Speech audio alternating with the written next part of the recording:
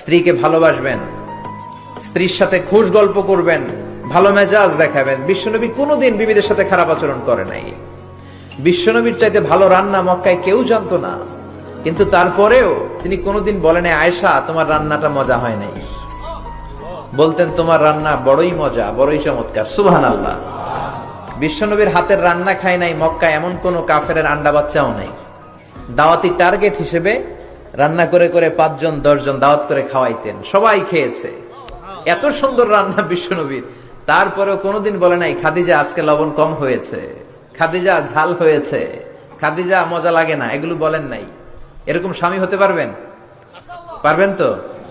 একজন কইছে ইনশাআল্লাহ, বাকিরা কয় দেখি কি করা যায়। এগুলো করবেন না প্লিজ। আপনিই পারেন আপনার ফ্যামিলিটারে সুন্দর করতে, আপনিই পারেন আপনার ফ্যামিলিতে সবার মধ্যে একটা ফুরফুরে মেজাজ রাখতে।